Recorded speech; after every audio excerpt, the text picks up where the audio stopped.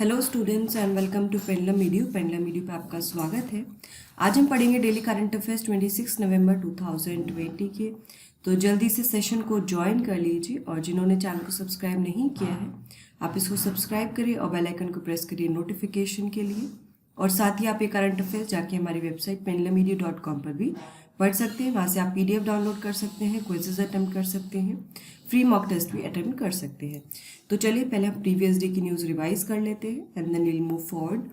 First is AAI, that is airports authority of India celebrates aviation safety awareness week 2020।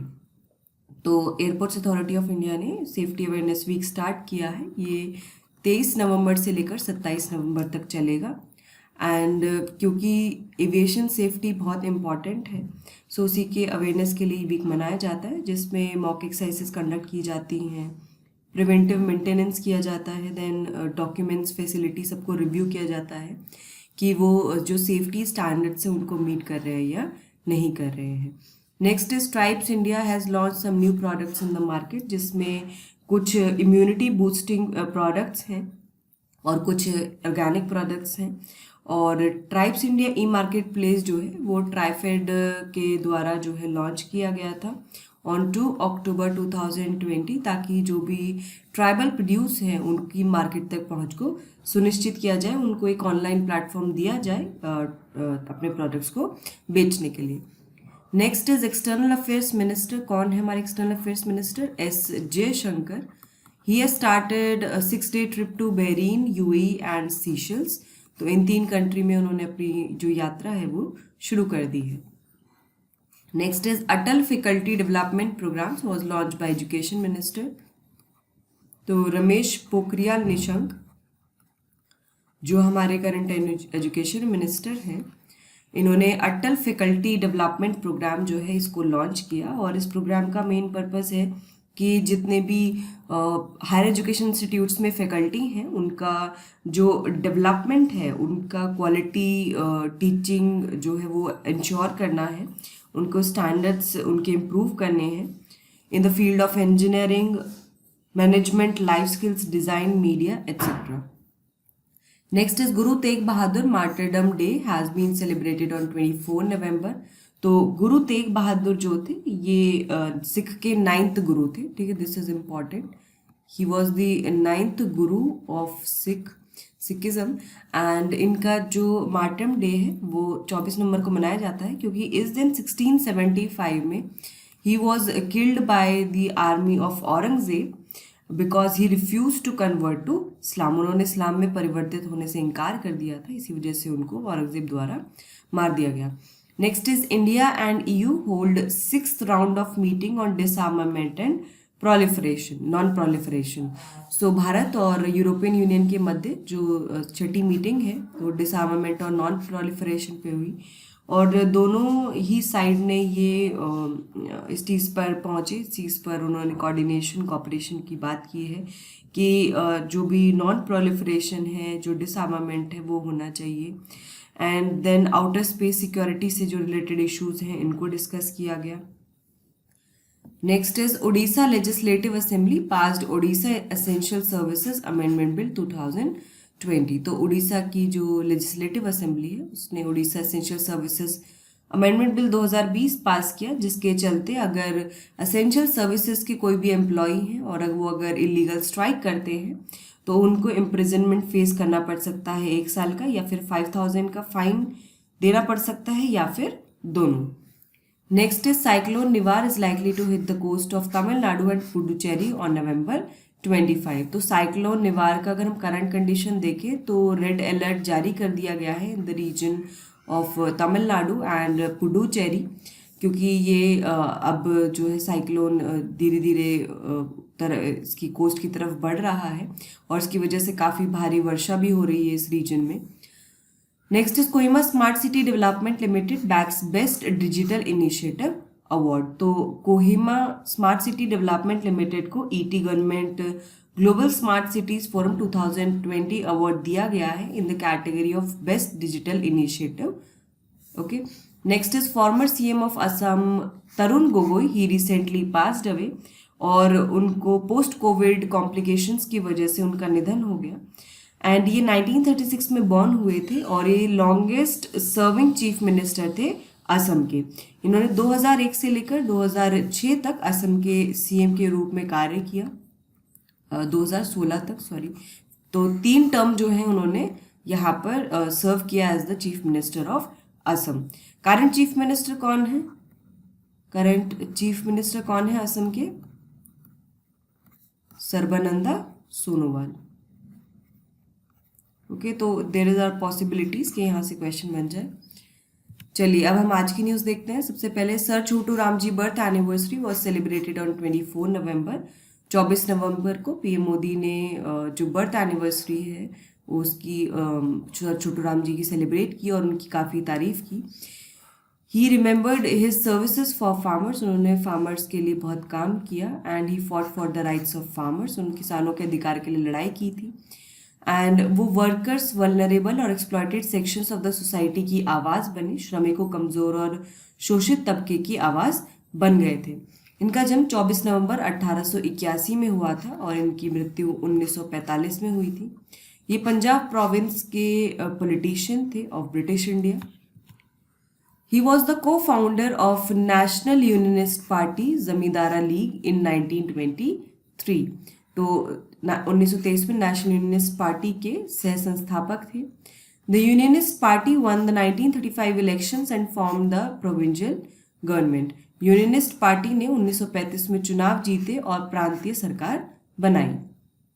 Sir Chhotu Ram ji is popularly known as Deenbandhu. Sir Chhotu Ram ji को दीनबंधु के नाम से जाना जाता है।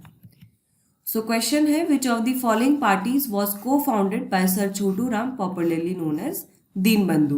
दीनबंधु के नाम से प्रसिद्ध सर छोटू राम ने निम्न में से किस पार्टी की स्थापना की है?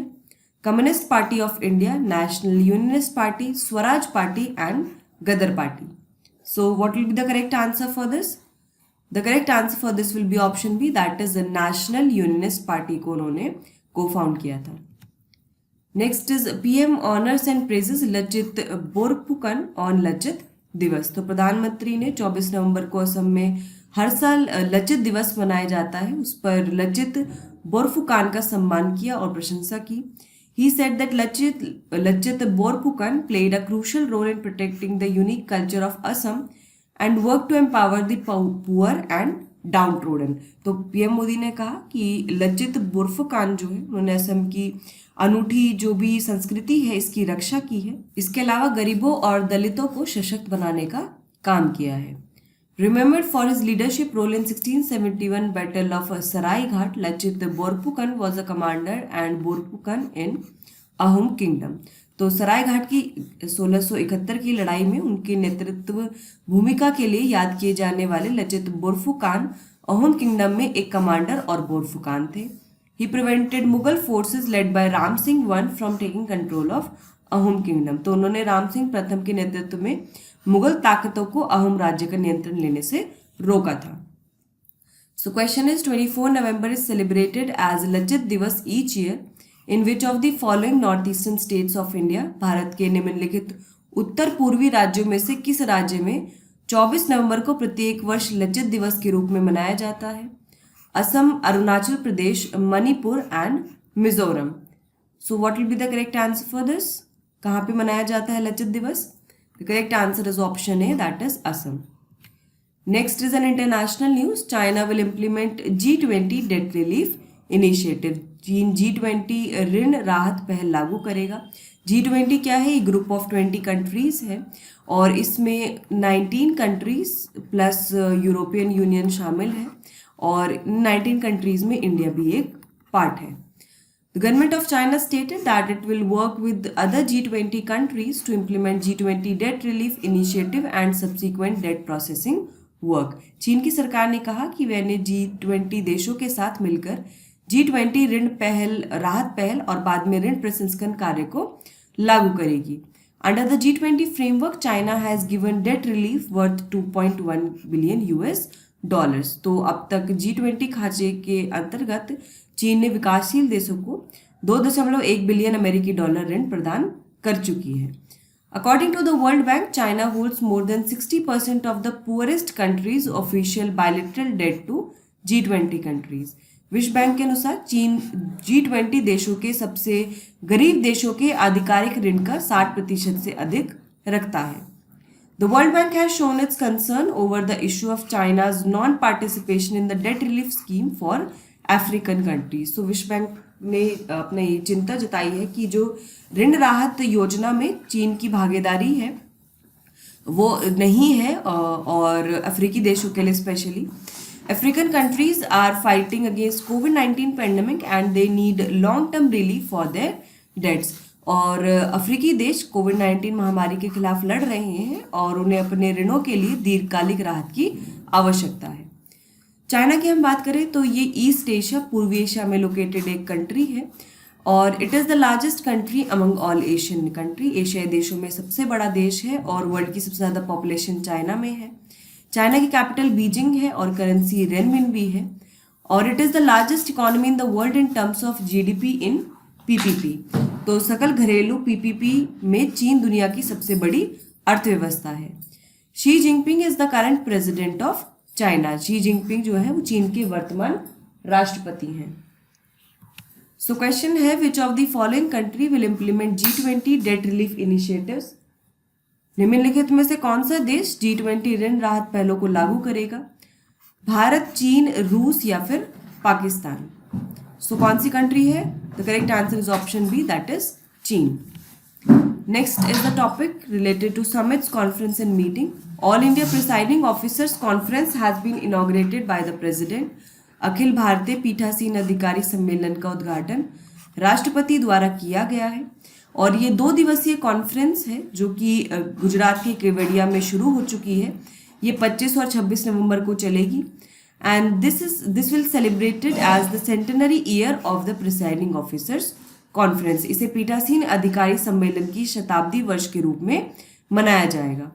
इस कॉन्फ्रेंस की थीम है harmonious coordination of legislative, executive and judiciary की टू अ वाइब्रेंट डेमोक्रेसी. तो आपको पता है कि गवर्नमेंट की 3 स्तंभ होते हैं जिसमें न्यायपालिका, विधायिकी, न्यायपालिका, कार्यकारी.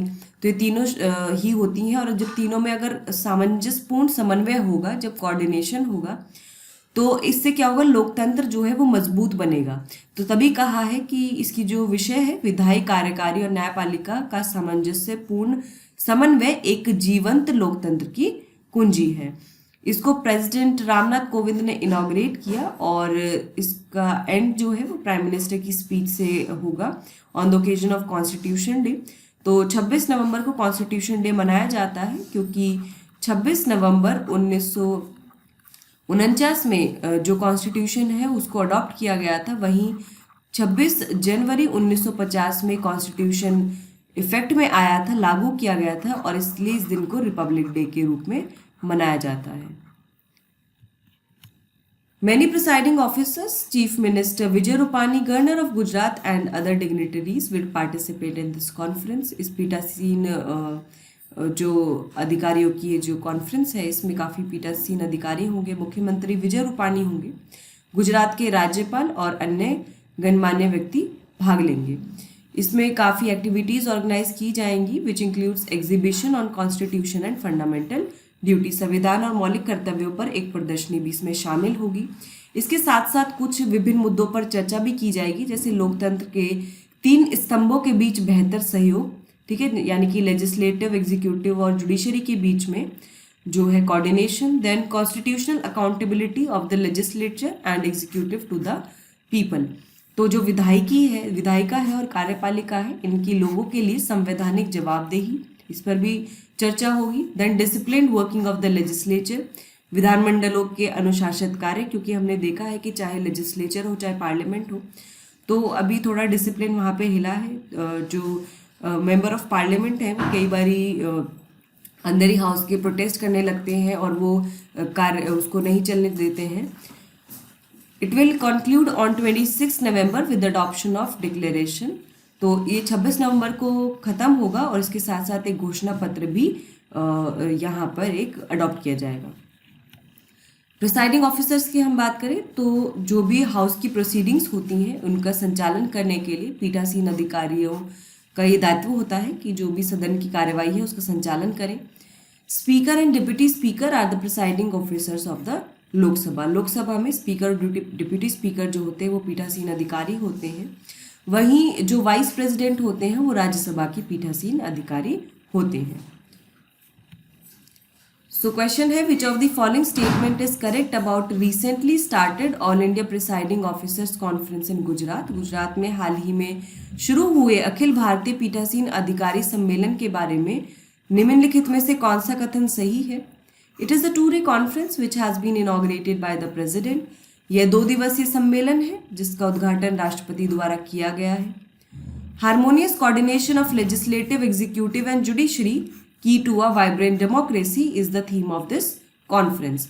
विधायी, कार्यकारी और न्यायपालिका का सामंजस्यपूर्ण समन्वय एक जीवंत लोकतंत्र की कुंजी इस सम्मेलन का विषय है। 1 only, 2 only, both 1 and 2 and none of the above. So the correct answer for this is option C, क्योंकि दोनों ही जो स्टेटमेंट है वो सही है। Next is a topic related to government schemes and initiatives. 7 food processing projects, इनको government के द्वारा अप्रूव कर दिया गया है in the state of Meghalaya, Gujarat, Madhya Pradesh, Karnataka and Maharashtra. और ये प्रोजेक्ट की जो लागत है वो करीब करीब 234 करोड़ रुपए है। These projects have been approved by the Ministry of Food Processing Industries under the scheme for creation of infrastructure for agro processing cluster of प्रधानमंत्री किसान संपदा योजना। तो इन परियोजनाओं को प्रधानमंत्री किसान संपदा योजना की जो कृषि प्रसंस्करण क्लस्टर निर्माण योजना है उसके तहत खाद्य प्रसंस्करण उद्योग मंत्रालय द्वारा अनुमोदित किया गया है। So creation of infrastructure for agro processing cluster scheme, ये किसान संपदा योजना का पार्ट है, उसके अंतर्गत ये लॉन्च किया गया था 2017 में। It aims for setting up of agro processing clusters in the country, क्योंकि उसका नाम ही है creation of agro processing clusters, तो इसका उद्देश्य यही है कि देश में कृषि प्रसंस्करण समूहों की स्थापना करना और देश में खाद्य प्रसंस्करण इकाइयों को स्थापित करने के लिए उद्यमियों का समर्थन करना है। प्रधानमंत्री संपदा योजना की हम बात करें, संपदा की फुल फॉर्म है scheme for agro marine processing and development of agro processing clusters. ये 2017 में लॉन्च हुई थी और ये ministry of food processing industries द्वारा लॉन्च किया गया था। इसका एम है कि मॉडर्न इंफ्रास्ट्रक्चर और क्रिएट करें, एफिशिएंट सप्लाई मैनेजमेंट प्रोवाइड करें for food processing industries. So question है, recently the government has approved 7 food processing projects worth over rupees 234 crore. Which of the statement is correct about it? हाल ही में सरकार ने 234 करोड़ रुपए से अधिक की 7 खाद्य प्रसंस्करण परियोजनाओं को मंजूरी दी है, इसके बारे में कौन सा कथन सही है? The projects have been approved under the scheme for creation of infrastructure for agro processing cluster of Pradhan Mantri Kisan संपदा योजना। इन परियोजना को प्रधानमंत्री किसान संपदा योजना के कृषि प्रसंस्करण क्लस्टर के निर्माण की योजना के तहत अनुमोदित किया गया है। प्रधानमंत्री किसान संपदा योजना वॉज लॉन्च्ड इन 2019। प्रधानमंत्री किसान संपदा योजना 2019 में शुरू की गई थी। सो जो इसमें स्टेटमेंट करेक्ट है वो ऑप्शन ए है, केवल एक सही है, क्योंकि जो प्रधानमंत्री किसान संपदा योजना है इसको 2017 में लॉन्च किया गया था, इसीलिए स्टेटमेंट 2 जो है वो गलत है। Next is the topic related to summits, conference and meetings. Re invest 2020, इसको आज प्रधानमंत्री इनॉग्रेट करेंगे। This is the 3rd meeting of global renewable energy investment meeting and expo. ये 3 दिवसीय इवेंट है जिसको ministry of new and renewable energy द्वारा organise किया जाएगा। RE से आप याद कर सकते हैं, renewable energy. The theme for this year Reinvest is Innovations for Sustainable Energy Transition। तो इस वर्ष का जो इसका विषय है वो है Innovation for Sustainable Energy Transition। This will be attended by many international ministerial delegations, global industry leaders and delegates। इसमें कई अंतर्राष्ट्रीय मंत्री स्तरीय प्रतिनिधि मंडल, वैश्विक उद्योग जगत के नेता और प्रतिनिधि शामिल होंगे। Reinvest 2020 will focus on ways to increase the development and deployment of renewable energy। ये RE Invest 2020 अक्षय ऊर्जा के विकास और तैनाती को बढ़ाने के तरीकों पर ध्यान केंद्रित करेगा। It will also help in connecting the global investors with Indian energy stakeholders. यह वैश्विक निवेशकों को भारतीय ऊर्जा हितधारकों के साथ जोड़ने में भी मदद करेगा। बात करें हम नवीन और नवीनीकरणीय ऊर्जा मंत्रालय की, ministry of new and renewable energy की, तो जो भी नई और नवीनीकरणीय ऊर्जा है उससे संबंधित जो भी मामले हैं उसको ये हैंडल करता है। इसके साथ साथ जो भी न्यू और रिन्यूएबल एनर्जी है उसको डेवलप करता है ताकि जो भारत की एनर्जी रिक्वायरमेंट्स हैं, जो ऊर्जा आवश्यकता है, उनको पूरा किया जा सके। करेंटली आनंद कुमार जो है वो मिनिस्टर है न्यू एंड रिन्यूएबल एनर्जी के। क्वेश्चन आपके लिए, the third meeting of the global renewable energy investment meeting and expo will be inaugurated by dash. Global renewable energy investment meeting और एक्सपो की तीसरी बैठक का उद्घाटन डैश द्वारा किया जाएगा। Finance minister, prime minister, minister of new and renewable energy and none of the above. Very easy question, the correct answer is option B, प्रधानमंत्री द्वारा इसको इनॉग्रेट किया जाएगा। Next is related to agriculture. Union agriculture minister has launched Sahkar Pragya initiative. इससे पहले आपको याद आ रहा होगा, हमने पढ़ा था सहकार मित्रा योजना लॉन्च की गई थी। सहकार मित्रा योजना ये भी मिनिस्ट्री ऑफ एग्रीकल्चर के द्वारा लॉन्च की गई थी और ये एक समर इंटर्नशिप प्रोग्राम है जिसको लॉन्च किया गया था। This is summer internship programme. Okay, so इसको लॉन्च किया गया था and it aims to provide training to primary cooperative societies in rural areas of the country. ग्रामीण क्षेत्रों में प्राथमिक सहकारी समितियों को प्रशिक्षण प्रदान करने के लिए सहकार प्रज्ञा कार्यक्रम जो है वो शुरू किया गया था। 45 training modules and 18 regional training centers have been launched under the Sahakar Pragya initiative of NCDC। तो ये जो सहकार मित्र योजना है ये भी NCDC के जो प्रोग्राम्स है उसके अंतर्गत लॉन्च किया गया था। सिमिलरली ये जो सहकार प्रज्ञा प्रोग्राम है इसको भी NCDC के अंतर्गत as a initiative of NCDC इसको लॉन्च किया गया है।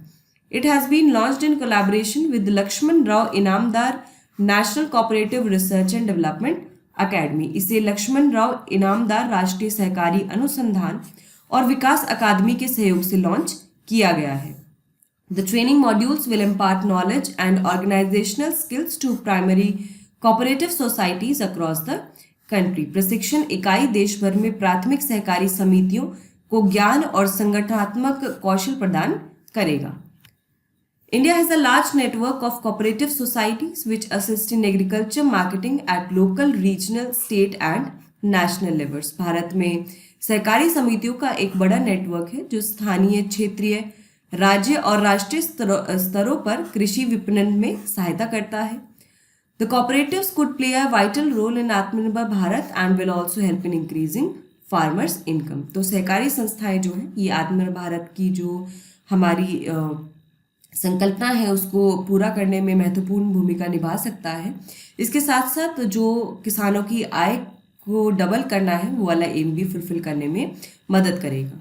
कोऑपरेटिव सोसाइटीज़ की हम बात करें, ये एक तरह की ऑर्गेनाइजेशन है जिसमें लोग अपनी मर्जी से एक साथ आते हैं on the basis of equality for the promotion of economic interest of themselves. तो इसमें क्या होता है, संगठन का एक रूप है ये सहकारी समिति जिसमें व्यक्ति अपनी इच्छा से एक साथ आते हैं, अपने आर्थिक हित को बढ़ावा देने के लिए समानता के अधिकार पर एक साथ जुड़ते हैं। जैसे कोऑपरेटिव सोसाइटी का सबसे बेहतरीन एग्जाम्पल जो है जिसकी वजह से काफ़ी फ़ायदा हुआ है तो वह अमूल है। ठीक है, गुजरात के आनंद में ये अमूल है। तो ये एक कोऑपरेटिव सोसाइटी के कह सकते हैं कि सफल होने का एक सबसे बढ़िया एग्जाम्पल है। और सहकारी समितियों में इस तरह से होता है कि मान लीजिए कि कुछ लोग हैं जिनके पास छोटे छोटे खेत हैं, ठीक है, और वो सब एक साथ मिलकर एक कोऑपरेटिव सोसाइटी बना लें, अपने खेतों को जोड़ लें, तो एक बड़ा लैंड जो है वहाँ पर अवेलेबल हो जाएगा किसी भी फूड क्रॉप को ग्रो करने के लिए या फिर कोई कैश क्रॉप है उसको ग्रो करने के लिए। एंड देन क्योंकि अगर एक इंडिविजुअल अपने अपनी जगह पर छोटे छोटे खेतों में अगर वो उगाएगा तो प्रोडक्टिविटी उतनी ज़्यादा नहीं होगी, और बड़ा खेत होगा तो उसमें प्रोडक्टिविटी भी ज़्यादा होगी। और जो प्रॉफिट डिस्ट्रीब्यूशन होता है वो उनके प्रोपोर्शन में होता है, जिसका जितना खेत होता है उसके प्रोपोर्शन में प्रॉफिट डिस्ट्रीब्यूशन होता है। So this is one of the example. National cooperative development corporation, राष्ट्रीय सहकारी विकास निगम की हम बात करें तो this was set up as a statutory corporation in 1963, 1963 में ये एक वैधानिक निगम के रूप में स्थापित किया गया था। It works under the ministry of agriculture and farmers welfare, ये कृषि और किसान कल्याण मंत्रालय के तहत काम करता है। The main objective is planning, promoting and financing programs for production, processing, marketing, storage, export and import of agriculture produce। इसका मुख्य उद्देश्य कृषि उत्पादों के उत्पादन, प्रसंस्करण, विपणन, भंडारण, निर्यात और आयात के लिए योजना, प्रचार और वित्त पोषण कार्यक्रम करना है। सो क्वेश्चन आपके लिए, which of the following statement is correct about Sahakar Pragya initiative. Sahakar Pragya की पहल के बारे में कौन सा कथन सही है। It is launch to provide training to primary cooperative societies in rural areas of the country, यह देश में ग्रामीण क्षेत्रों में प्राथमिक सहकारी समितियों को प्रशिक्षण प्रदान करने के लिए शुरू किया गया है। This has been launched by the national cooperative development corporation, यह राष्ट्रीय सहकारी विकास निगम द्वारा शुरू किया गया है। The training modules will impart knowledge and organisational skills to primary cooperative societies across the country, प्रशिक्षण इकाई देश भर में प्राथमिक सहकारी समितियों को ज्ञान और संगठनात्मक कौशल प्रदान करेगा। And all of the above. So the correct answer is option D. ये सारी ही जो स्टेटमेंट है these are correct regarding Sahkar Pragya initiative. Next is related to appointment. Greg Barclay जो है उनको आईसीसी का न्यू इंडिपेंडेंट चेयरमैन नियुक्त कर दिया गया है। He has been elected and he has replaced interim chairman Imran Khwaja. Barclays has been director of New Zealand cricket since 2012. Greg Barclay जो थे न्यूजीलैंड क्रिकेट के 2012 से निदेशक रहे हैं और न्यूजीलैंड क्रिकेट बोर्ड के रिप्रेजेंटेटिव भी न्यूजीलैंड क्रिकेट के रिप्रेजेंटेटिव भी रहे हैं आईसीसी बोर्ड में। इमरान ख्वाजा ने शशांक मनोहर को सक्सीड किया था जब उनका सेकेंड टर्म समाप्त होने वाला था, उनको इंटरिम चेयरमैन बनाया गया था और अब ग्रेग बार्कले को इंडिपेंडेंट चेयरमैन बना दिया गया है। इंटरनेशनल क्रिकेट काउंसिल की हम बात करें तो ये ग्लोबल गवर्निंग बॉडी है क्रिकेट की। भारत में है बीसीसीआई और 1909 में इसको स्टैब्लिश किया गया था by the representatives of Australia, England and South Africa as the Imperial Cricket Conference. तो 1909 में ऑस्ट्रेलिया, इंग्लैंड और दक्षिण अफ्रीका के प्रतिनिधियों द्वारा इंपीरियल क्रिकेट सम्मेलन के रूप में इसको स्थापित किया गया था। इसके हेडक्वार्टर्स जो है वो दुबई यूएई में है और इसका जो मोटो है वो है क्रिकेट फॉर गुड्स। इसका सिद्धांत है क्रिकेट फॉर गुड। सो ये है आईसीसी के new chairman Greg Barclay. Photo देख के आपको याद रहेगा।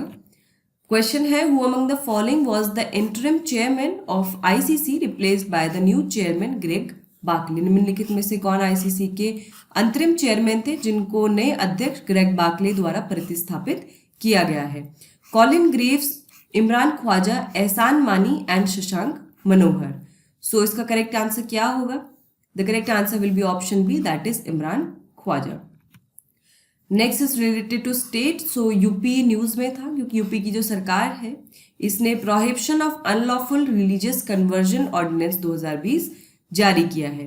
तो इन्होंने विधि विरुद्ध धर्म संपरिवर्तन प्रतिषेध अध्यादेश 2020 को पारित किया है और इससे क्या होगा, जो भी अनलॉफुल रिलीजियस कन्वर्जन होते हैं मैरिज के लिए उसको बैन करेगा, यानी कि शादी के लिए जो भी गैर कानून धार्मिक रूपांतरण होता है उस पर प्रतिबंध लगाएगा।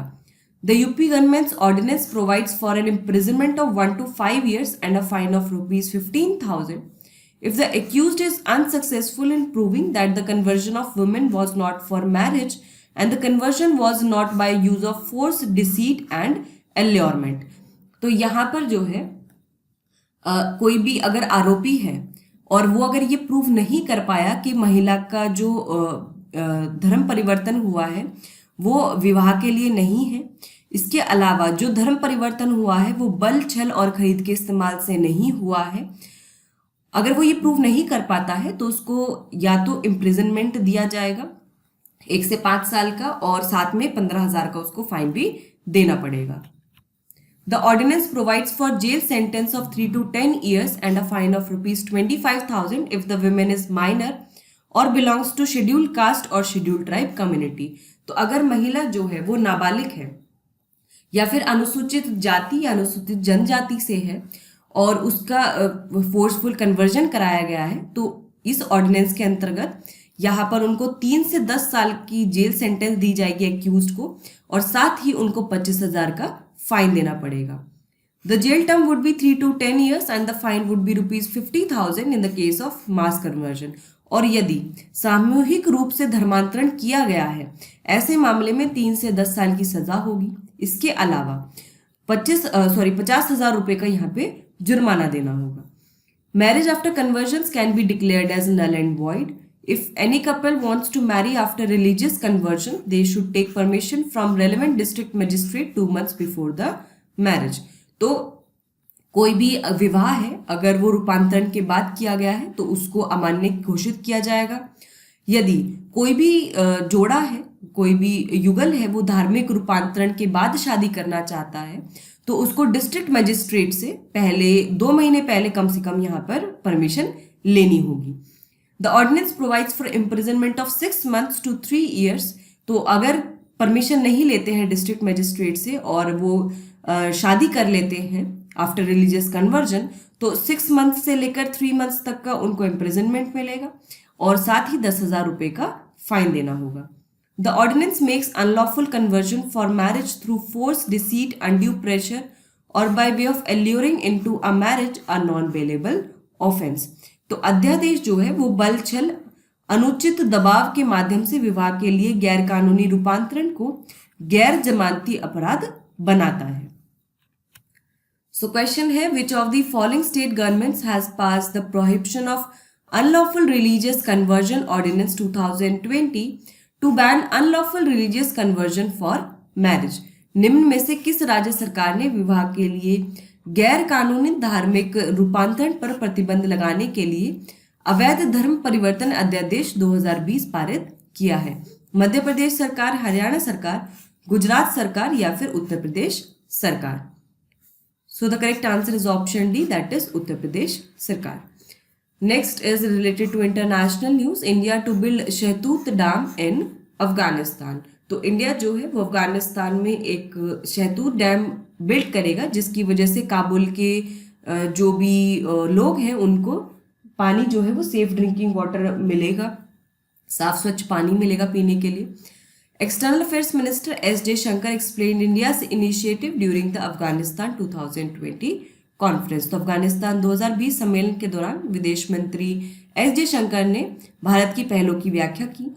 He said that India would continue to support development activities in Afghanistan। उन्होंने कहा कि भारत जो है जो भी डेवलपमेंट एक्टिविटीज़ हैं, विकासात्मक जो गतिविधियां हैं अफगानिस्तान में, उनको सपोर्ट करता रहेगा। And during the pandemic period 75,000 tons of wheat was transported to Afghanistan through the Iranian port of Chabahar. तो चाबार के ईरानियन बंदरगाह के माध्यम से 75,000 टन गेहूं अफगानिस्तान में पहुंचाया गया था ड्यूरिंग दिस पेंडेमिक टाइम, महामारी के समय में।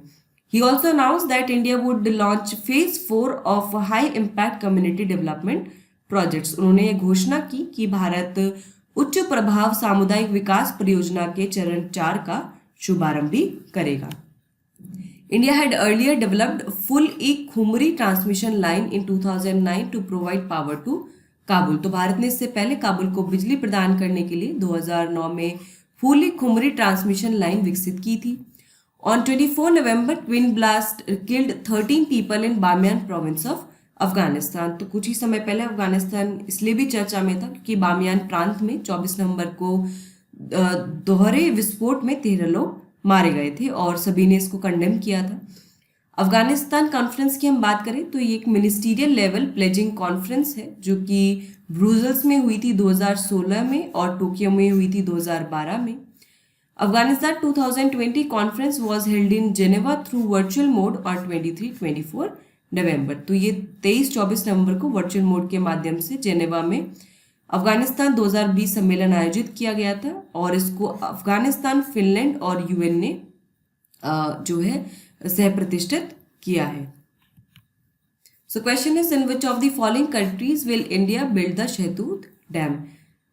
निम्नलिखित में से किस देश में भारत सहतूत बांध का निर्माण करेगा? Afghanistan, Iran, Bangladesh and Nepal. So the correct answer is option A, that is Afghanistan. Next is India's first tracker for facial recognition system to become available for use on 27 November. चेहरे की पहचान के लिए भारत का जो पहला ट्रैकर प्रणाली है 27 नवंबर को उपयोग के लिए उपलब्ध हो जाएगा. इस लॉन्च को अनाउंस किया गया है इंटरनेट फ्रीडम फाउंडेशन के द्वारा, जो कि एक दिल्ली की नॉन गवर्नमेंटल ऑर्गेनाइजेशन है जो डिजिटल राइट्स और लिबर्टीज से जुड़ी हुई है. And it announce that it will launch project Panoptic on 27 November. इस प्रोजेक्ट का नाम है project Panoptic. It records development and deployment of facial recognition technology projects all over India. ये पूरे भारत में चेहरे की पहचान प्रौद्योगिकी परियोजनाओं के विकास और तैनाती को दर्ज करता है.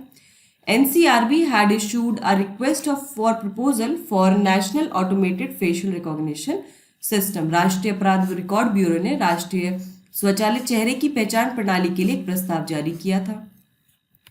सो क्वेश्चन है, internet freedom foundation project Panoptic is related to. Internet freedom foundation की परियोजना पेनॉप्टिक किससे संबंधित है? India's first tracker for internet surveillance by government. सरकार द्वारा इंटरनेट निगरानी के लिए भारत का पहला tracker. India's first tracker for users data sold on internet. Internet पर बेचे जाने वाले उपयोगकर्ता के डेटा के लिए भारत का पहला tracker. India's first tracker for facial recognition system. चेहरे की पहचान प्रणालियों के लिए भारत का पहला tracker. India's first tracker for website threatening national security. राष्ट्रीय सुरक्षा को खतरे में डालने वाली वेबसाइटों के लिए भारत का पहला tracker. So the correct answer for this is option C, that is ये भारत का पहला इंडिया ट्रैकर जो है वो लॉन्च करेगा for the facial recognition system. Next is a news related to national news. 10th edition of 4-day long national science film festival started virtually. तो 4 दिवसीय राष्ट्रीय विज्ञान फिल्म महोत्सव का 10वां संस्करण 24 नवंबर से वर्चुअली शुरू कर दिया गया है और ये 27 नवंबर तक चलेगा. इसको विज्ञान प्रसार, जो कि department of science and technology का एक ऑटोनॉमस एजेंसी है, उसके द्वारा ऑर्गेनाइज किया गया है. Vigyan Prasar and Tripura state council of science and technology are jointly organising this festival. तो इस वर्ष विज्ञान प्रसार और Tripura state council of science and technology मिलकर इसको ऑर्गेनाइज कर रहे हैं. इसमें टोटल 115 फिल्म जो है जो डिफरेंट लैंग्वेजेस में है वो दिखाई जाएंगी. And this was originally scheduled to take place from 18 to 22 March 2020 in Agartala. तो पहले जो है 18 से 22 मार्च में होना था अगरतला में, लेकिन कोविड-19 के चलते हुए ये अभी वर्चुअली हेल्ड किया जा रहा है. So question is, national science film festival 2020 is being jointly organized by विज्ञान प्रसार and the Council of Science and Technology of which of the following states. राष्ट्रीय विज्ञान फिल्म महोत्सव 2020 का आयोजन विज्ञान प्रसार और निम्नलिखित में से किस राज्य की विज्ञान और प्रौद्योगिकी परिषद द्वारा संयुक्त रूप से किया जा रहा है? Karnataka, Maharashtra, Tripura and Sikkim. So the correct answer for this is option C, that is Tripura.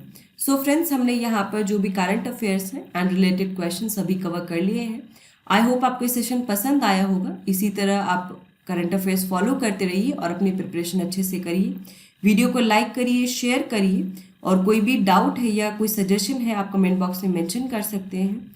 अच्छे से प्रिपरेशन करिए. All the best. Thank you so much.